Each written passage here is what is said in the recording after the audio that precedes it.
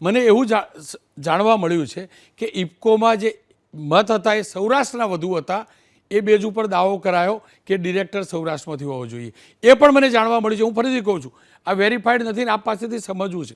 મેં એ પણ જાણ્યું કે એ શેર સૌરાષ્ટ્રમાં વધુ મળે એ પ્રકારનું આયોજન પણ કરાયું, જેના કારણે બીજા વિસ્તારની મંડળીઓ શેર ન લઈ શકી. આ ઇફકોની એવી તો નથી કે પહેલી ચૂંટણી ગઈ 2024ની, 2019માં પણ ચૂંટણી હતી. દર 5-5 વર્ષે ચૂંટણી આવે.